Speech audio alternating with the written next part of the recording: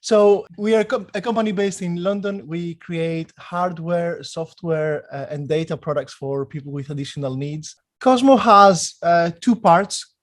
On one hand, it has these wireless smart buttons. You can see me here holding one. The buttons, firstly, they're very responsive to touch. You just touch them and they are activated, but they also have a special sensor that makes them dynamic. The more you press them, the buttons sense that, and we use this feature in a lot of our games and activities. The second thing is the buttons, each one of them can take different colors. I will cover them very quickly. They have this shape so they don't get stuck between fingers if you have someone that has a deformed hand.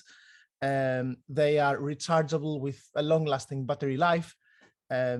You can attach them onto mounting devices if you have someone with limited movement. They are sanitizable if you want to clean them. And also you can attach them to magnets. I'm turning behind because here I have a magnet. You can place it on the wall. And we use that for some of our games and activities, as I will show you later. So these buttons are wireless. They connect via Bluetooth to our application, which is on the iPad. And there we have a series of games and activities that I will share with you in a moment.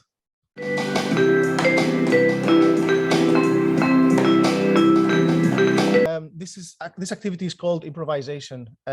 You will see this boy has cerebral palsy. His left hand, his occupational therapist who is sitting behind him has been really trying to get him to use his left hand, but he didn't want to do it. She was very excited, and they've been using Cosmo ever since to see him use it. So this activity, you select a musical instrument and you play on top of your favorite tune. So you have multiple instruments. You can also connect it with different sound programs like GarageBand or whatever else you might be using. There is already some music inside, but otherwise you can import your own through iTunes or through Spotify Premium, and you play on top of it. Actually, when we are talking about Spotify Premium in this for this activity, our system understands what tune, what key the music from Spotify is on, and adapts the notes automatically. So whatever you play is always in tune.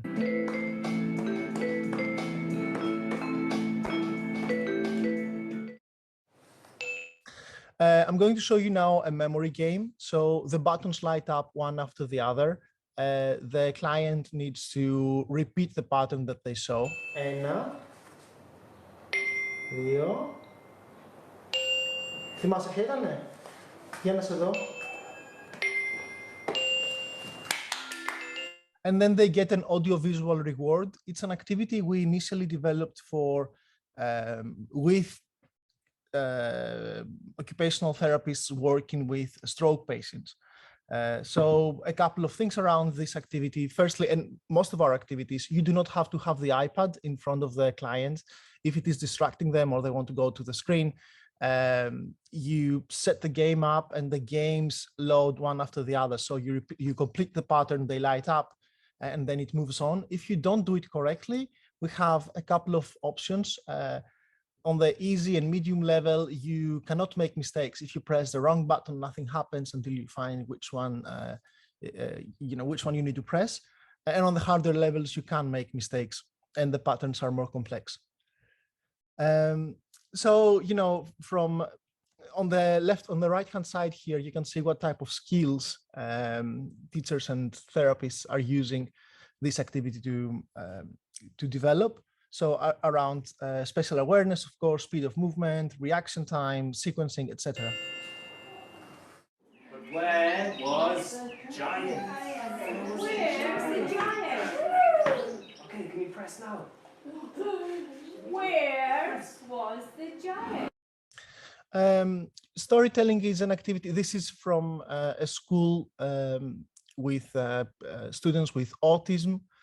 A couple of things. Firstly, so in this storytelling activity, someone reads the story, the teacher or one of the clients if they can, and as they go through, actually they give a button to each member of their team, of their class, and the button lights up And then when you press it, it plays a sound that is related to the story.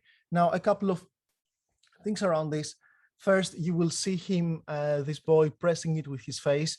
We've done a lot of work on the feel of the devices, so they're very attractive to people with sensory issues, but also to people that have eyesight problems and impairments.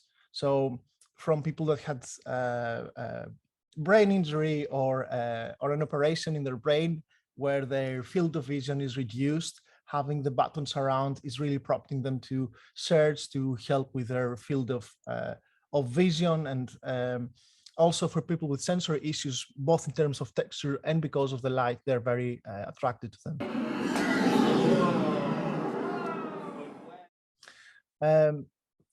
Actually staying on this storytelling activity for this and for many more, but we have inside our application a ton of lesson plans. So if you log into the app, you will, you might want to say, I wanted to see around English or about vocalization or about motor skills. And it gives you a series of activities you can use for these particular skills and steps, and how you can advance also after the initial sessions around this, how you can go further with the same activity. This is color matching, is a game where, let me play. Find orange. Orange. Ready, steady, 1, 2, 3. grab. Yay! This color matching activity we developed it with some researchers from the University of Birmingham and Cambridge. They used Cosmo to evaluate how it might be helping, how it might help with students' communication skills. In particular, they focused on nonverbal communication, pointing, following instructions, seeking attention, and other parameters there. I will talk about the research in a while, but this is one of the researchers working on this. So what she said is, find orange in the color matching activity, which is one of the many activities in our application. All the buttons have a different color apart from two that have the same. So she said, find orange. This girl repeated orange. They had a high five. Once they pressed the orange together, which is about joint attention and following instructions, they press them together. There's again an audio-visual reward. She high fives, she vocalizes, she has eye contact. So it worked great for them.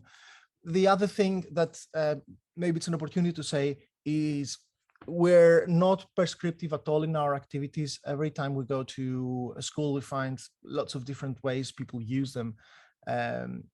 This teacher started from, find orange, find blue. And then she moved on firstly to work with 3 students pressing at the same time. So involving a larger part of the class and helping students work together. And the second thing is, instead of going find orange, he would say find the same. And we have a similar activity, so you go find different. So you can go from different colors to different notions and expand upon that. Give me 5. Yeah.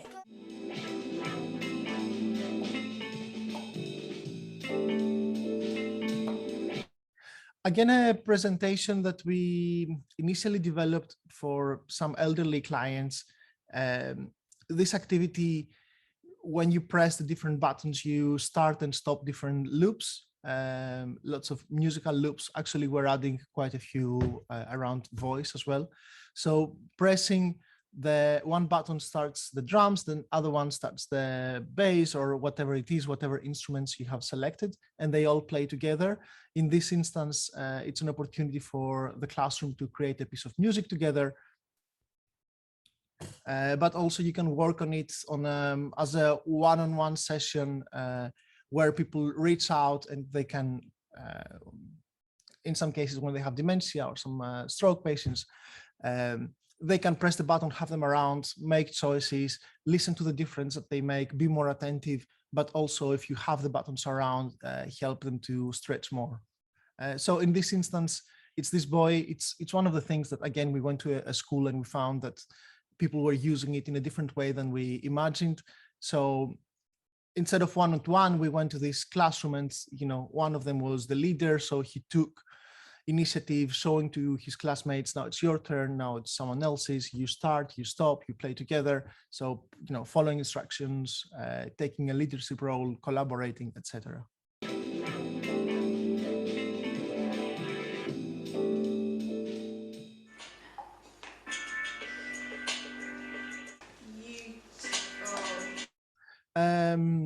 This is a very simple activity around turn taking, the name says it, but what happens is you select a piece of music that your clients like, again, through embedded music or through Spotify or iTunes.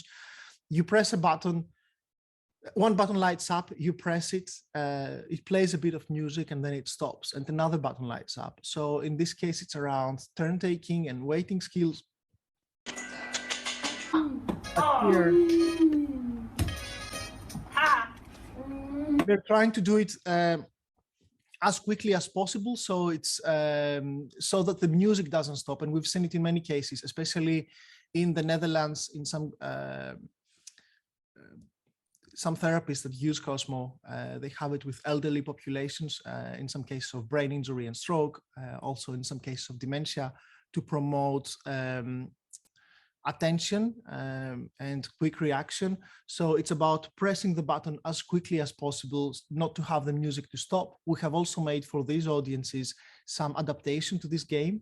So I do not present it here, but the buttons, before it is your turn to press the button, it kind of blinks for a few seconds, that you can select how many seconds, to prepare the client that, your turn is coming, stay alert, it's there. And they also use this then to measure how, if there is lag in the processing of information, how much it is, how it develops over time, and all of these things. So yeah, this is around turn taking. Tap Dash, we only have a few video games in the application. Tap Dash is one of them. The buttons have different color. Sorry, and you can see here yellow, orange, green, and blue.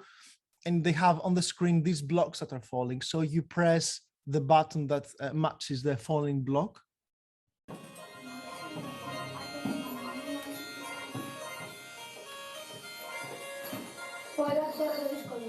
And it's a game that you can also play, again, as a team or individually, with many buttons, or even with one button. So you press it and it's green, you press it again and it's orange. So you play on with two colors. And the buttons, both on this activity and on many others, you do not need to place them on a table. You can put them in a large room. They have a 20-meter, you can make a 20-meter diameter around the iPad and have, clients stretch. You can have them on the wall, you can have them on the floor. You can use them in lots of different ways. This instance, these are two typically developing boys. They are running in a showdown competition. The buttons light up in different colors, and they're trying to press as many as they can of their color in a minute of time or two. And you can also play it collaboratively, in collaboration. This is girls versus boys, and what you have seen in many cases is the learners think about different strategies to beat their opponents, what are the best locations, and trying to hack it. So it's great. Again, what we see in many cases is unexpected uses. So not around just running around or communicating that you go to this side, I'll go to the other, but kind of strategizing and problem solving.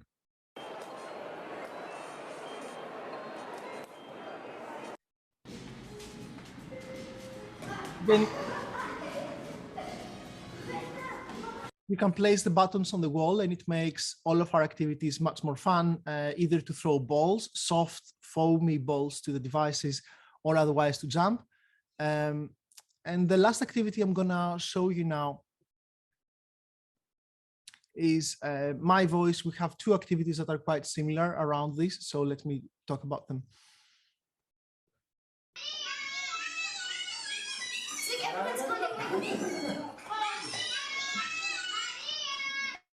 So you record your voice in this activity, you select sound effects and then it plays them back. So it's an opportunity for learners to vocalize, even if your client is hesitant to speak or to vocalize the sound of the microphone, you can adjust it through the settings in the app. And all our settings are very minimal and very simple, but anyway, you adjust the microphone volume and it can detect this, the slightest sound, so you can use that. Or in some cases, if the client wants to experiment, they record, plastic bags or other objects and play with the sound of that. A new activity that is similar in some ways is Sampler, which we will release in the coming period. I'll talk about it. Actually, we can offer it to some of you earlier. We have an offer in the coming month. But with Sampler, what you do is you record or import a different sound per button, which allows you to, put them in order, think about different types of words, so verbs versus adjectives, or whatever else you want. So again, we provide a platform that is quite easy to onboard, but then it leaves it to the teacher or therapist to adapt to their need, to the client, to what they want to do. So before I pass on to Eva, who can also provide some further information, I would like to show you very quickly the results from the research we did with the university.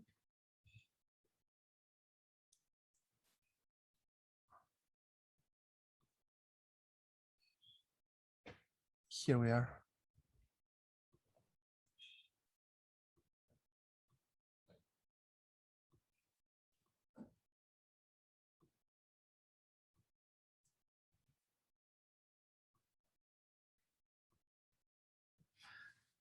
So it was a study that we did with, it was organized with the University of Birmingham, and we had some researchers from Cambridge as well. They had 50 sessions with learners with autism, moderate to severe, and they used it over 50 sessions. They were data recorded sessions, so they were filmed and then they were given to independent researchers to identify when they saw one of the parameters they were looking at happened. They found 3 key areas. So one of them was increased engagement in learning, really with Cosmo. Across different ages and different ability levels, what we see is people are very happy to use it and for a very long period of time, because there's so many different things to do. So once they get familiarized with it, it is easy to engage them for a long period of time and build upon this extended attention. For the clients also, there was increased frequency and improved quality of communication. This was on various dimensions. That's I'm not a speech therapist, so I will, if you're interested in that, on our website, but I also think on Link and System's website, there is a link to a summary of the research. The research was published a couple of years ago at the Journal of Intellectual Disabilities, and it was, very well received. And for some of the clients, it helped with emotional regulation. And I was glad I saw it in the research, because it was also very evident in anecdotal evidence. I was speaking with clients and they were telling me, sometimes our clients are upset. It's very easy to upload in one of the activities one of their favorite tunes, and then they press it and they like the sensory experience, they like the music, and it is easier for them to go and continue the session if for some reason they are upset and they want to take a break. So after this, let me pass on to my colleague Eva. She's going to talk predominantly about cases for occupational therapists and for speech and language therapists. Thank you very much, Eva. Thank you. Oh, thanks, Georgios. I was just going to say, Georgios, you might need to pass over your hosting to Eva by clicking the more button next to her name, and then I believe you can make her the host. Okay, give me a sec. So in the list of panelists next to, Yes, I can see that I'm the host now. and Okay, then brilliant. Ava, if you turn on your camera as well. Yep, there you Yes. are. Hi, everyone. It's good to meet you. So yes, I work with Georgios. I'm the community engagement manager, and before I joined Felicia, I worked many years in education. So I worked as a private tutor with children with different both cognitive and physical disabilities, and then I worked in an SEN school mainly with autistic students. So I will share a presentation with you, which talks a bit more about specific use cases and activities for Cosmo. And I will talk mainly about occupational and speech and language therapy, as I know this is your main, those two areas of interest. If you have any questions, feel free to pop them in a chat, and I'll be happy to answer.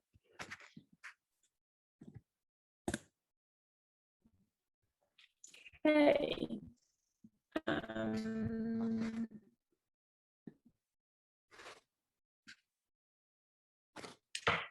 Can you see my screen, Jade?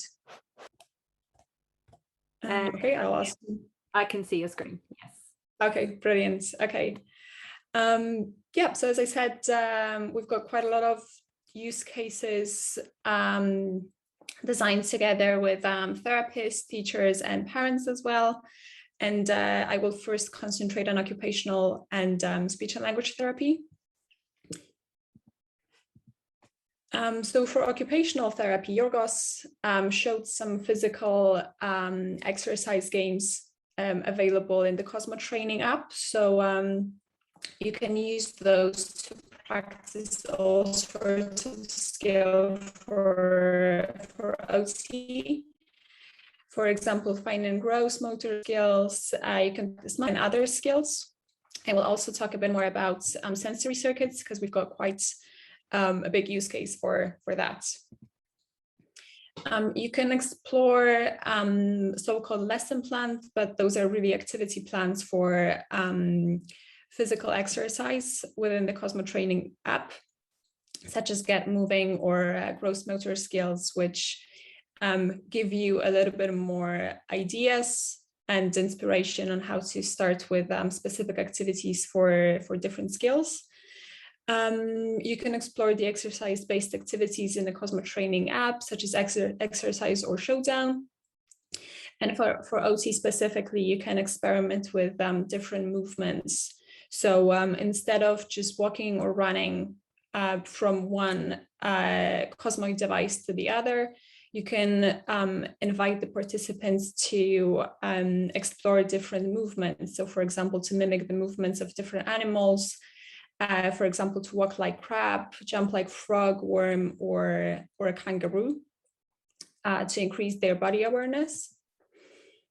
You can use Cosmo along with other traditional and available sensory equipment. You can, for example, set up an obstacle course using Cosmoids and everyday available objects, different types of surfaces, and different sensory equipment. So you can place the Cosmoids around the room, on the floor, or you can attach them to the wall, the way Georgios demonstrated a few minutes ago. And you can play one of the exercise-based activities within the Cosmo app. And here you can encourage participants to explore different movement styles as well. So, so spice up traditional running or walking and invite them to crawl, jump, climb, and so on.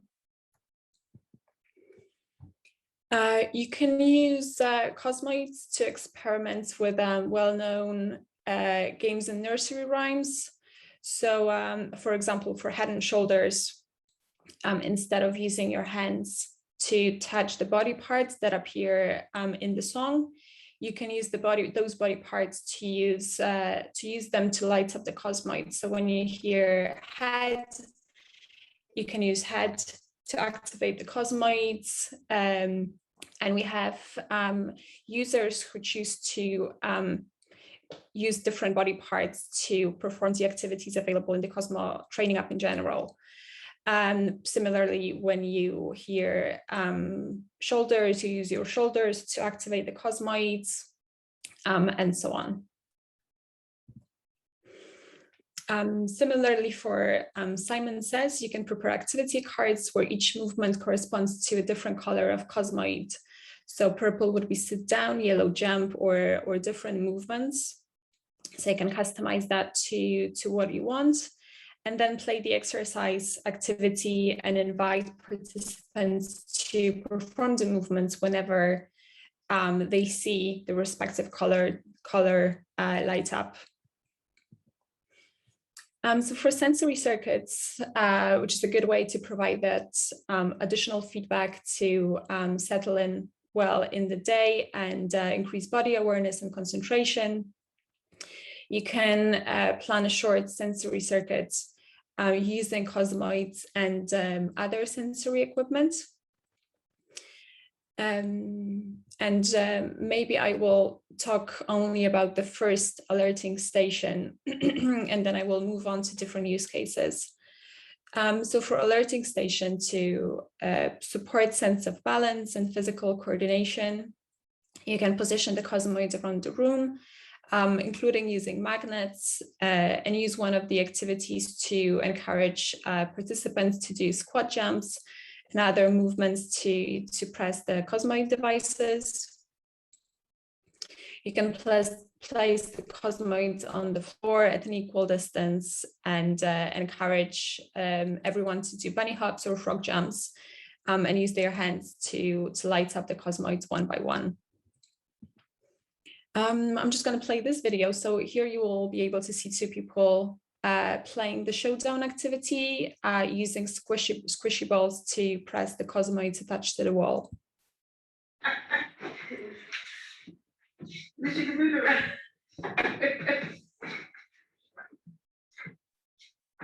Please.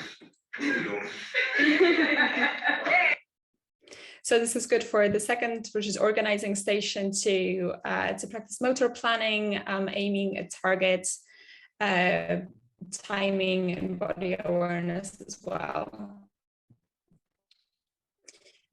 Okay, let me maybe move on to speech and language, maybe to leave a couple of minutes for questions. So for speech and language, you can explore different activities to practice all sorts of skills. You can explore the lesson plans available as well to get some ideas to practice specific skills for speech and language. You can use My Voice activity to support vocalization. So everyone can record their name one by one, or if the participants don't speak, they can also record environmental sounds if they choose to record those instead of their voice. And then you can press the cosmoids one by one to hear the sounds play back. You can also add some special effects, sound effects, which add a lot of fun to the activity. You can also record different words and phrases in each button and then play them back to put sentences together. As I mentioned, you can explore some lesson plans, and there are different activities such as turn taking, orchestration to practice taking turns, and active communication skills, or you can support expressing preferences with exploration, orchestration, and improvisation, and expressing preferences is really encouraged and enabled across all of the activities in the Cosmo app. As I mentioned, you can explore lesson plans, but those are really activity plans, so not specifically not purely and only for schools, but also for other areas. We have families using lesson plans at home as well. So, for example, color fun, familiarization, and My Voice are really good for complementing speech and language therapy. And you can also explore some sensory stories to practice matching and sorting things. Do we have time to talk about music therapy, or shall we leave a couple of minutes for questions, Jade? If you could briefly just mention, I don't think we have any specific music therapists, but I'm sure that other occupational therapy and speech pathology both Okay. potentially use the musical components and use that to mediate their therapy. So, and we do have a lot of users who are motivated by music. So maybe just briefly mention it. Brilliant.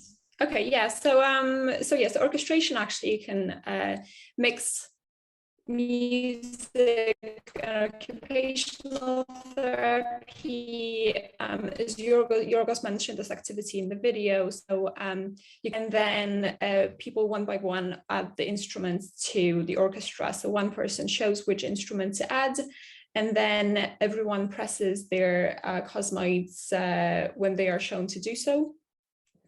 But here you can encourage participants to use their body language to mimic how they would play different instruments. So one person can show how they would play the drums or play the guitar, and then the rest of the group can repeat those movements, or you can explore different movements to support body awareness.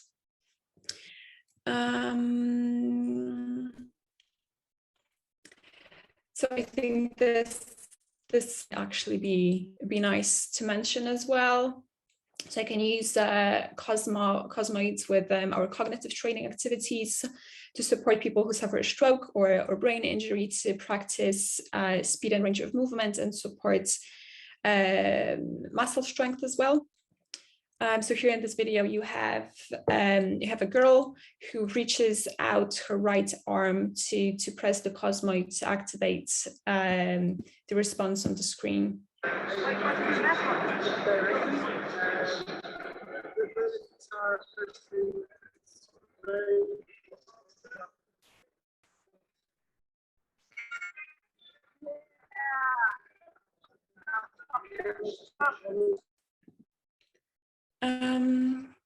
You can also change the responsiveness of muscles and to engage different muscles as well. Let me maybe skip. You can place the cosmoids on different surfaces to encourage different movements. So to encourage sitting, kneeling, standing, jumping, using the mounting arm to increase accessibility for people with limited mobility issues to be able to take part in the same activities and games, but also using magnets to attach to the wall. For some of the activities, you can encourage people to hold cosmoids like burgers to engage fine motor skills. So for example, to play the cosmonaut activity, where you have to fly the cosmonaut across the screen. You can hold it like a burger to control the cosmoids and to see different effects on the screen. Eva, may I add to this that not only that, but in the settings of the application, you can adjust the responsiveness of the device. So you might want it very responsive, or to motivate learners to press harder. In all of our games, you can, reduce the responsiveness, and you will have the same effects if this is what what is required. Yeah, thanks, Yorgos, for that. And I think that will be mostly it from my side. I think the important thing to remember here, as Yorgos mentioned, we're not trying to be prescriptive. So you can also experiment with the activities and try and complement traditional therapy exercises as well. And yeah, explore different movements and just try and use Cosmo system to complement and support traditional therapy. So yeah, if you've got any questions, I will stop sharing my screen now. Okay. Eva, I was just going to say, oh, sorry, were you going to take over, Georgios, or? I wanted to very quickly show one last bit, so if you don't mind. Yeah, of course. Would you mind passing the ownership to me again, Eva? What I wanted to tell everyone is that the buttons not only work with our own application, but they work with third-party applications as well. So you can turn them to switches, and then whether you want to use them with the AAC systems, alternative and augmented communication, or to navigate the computer, or to play video games. We offer a lot of opportunities in this space. Let me see if I can share. Yes, I can. So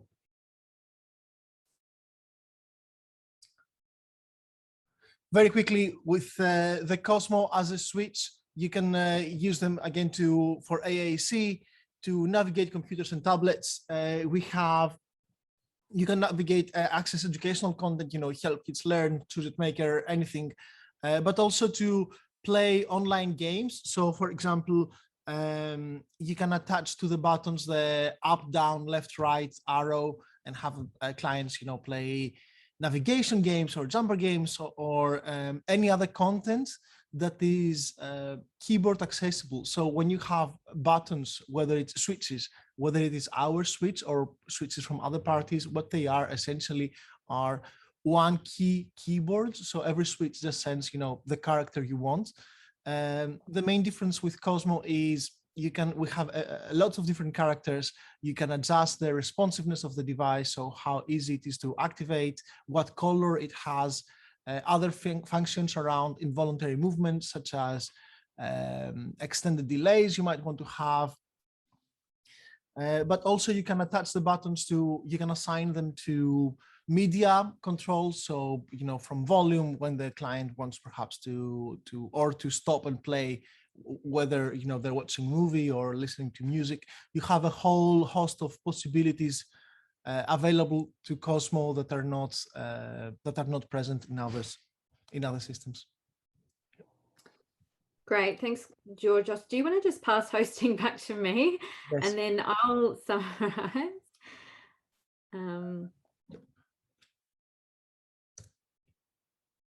There you are. Okay, musical hosts. Okay, let me just start my video. Okay, well, thank you so much for presenting, Georgios and Ava. So what I'm going to do is I'm going to just leave the chat open for a couple of more minutes for anyone who wants to input questions.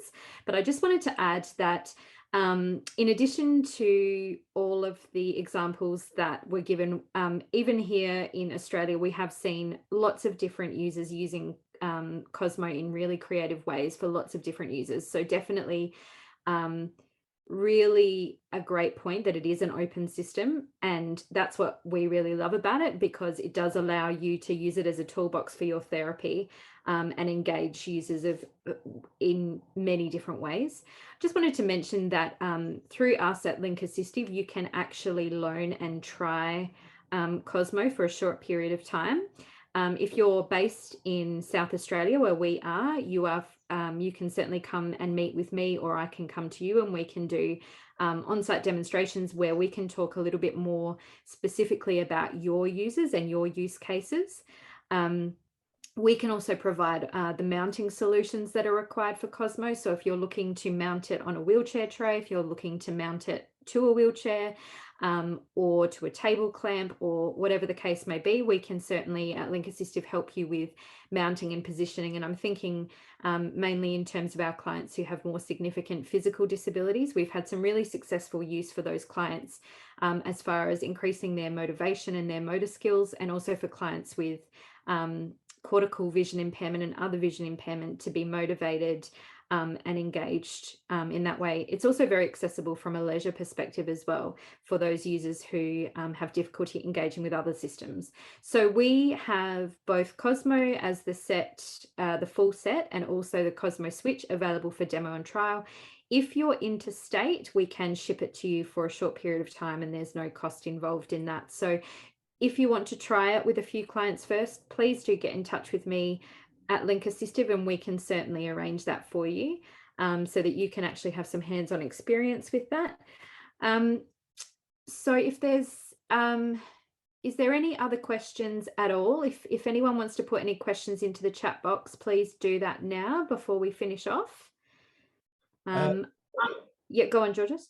The last thing I wanted to mention, it's the last thing that we arranged with Jade just earlier this morning, but for all orders that happen on Cosmo for the next month, so until the 20th of November, we are offering 2 extra activities that are free of charge. So reach out to Jade and we will unlock them for your account.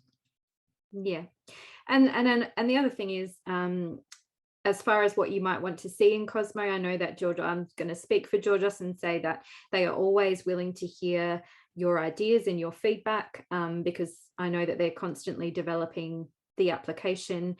So we always like to know about real life user cases as well. So I definitely welcome any feedback or comments. I have a question from Lauren. Is there a way to change the color or to have any sound feedback come from the switch itself without the iPad app? Georgios? So the first part, yes. The second, no. Georgios, do you want to put your video? Do you want to put your video on? Sure. But I'm not. Oh, not allowed. Okay. So what I was saying is, yes, indeed, you can change the color. So if you, whether you work in our own activities, in our own application on the iPad, or you connect the Cosmo device to third-party application, you have the opportunity to select the color. Now, for some of the activities, of course, that use lots of different colors, like find the difference, you cannot, you have a limited number of choices. But in most cases, you can select the color according to what the client needs. Again, you can select the responsiveness. In terms of sound, no, it all comes from the iPad. When you use it as an individual switch for third-party applications, your feedback is firstly the thing that you press it and it happens. The second is the switch changes color, or they become darker, so they're bright, and when you touch it, it loses, it gets dark, or the other way around, it is dark, and when you press it, it gets bright. So you have the auditory, the visual feedback, the haptic feedback, you feel it, but no, there's no sound in it. Thank you. So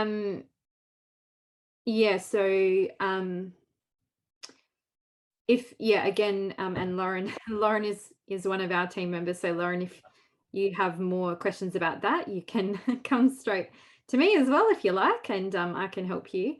So I don't think there are any other questions, but what I'm going to do is we will upload this recording to our Link Assistive website under recorded webinars. We will also send everyone who had registered for the webinar the link to the recording, so please do share it with your colleagues. Don't forget that you can certainly borrow Cosmo or give me a call to have a chat about a demonstration. And any further information that you want to ask directly to Georgios or Eva, you can direct that to me and I can forward that on to them. So if there's no other questions, then I just want to thank everyone for their time today, and hopefully that was helpful. Thanks, Jade. It was a pleasure. I just might, Georgios, maybe perhaps if you stop the recording, I think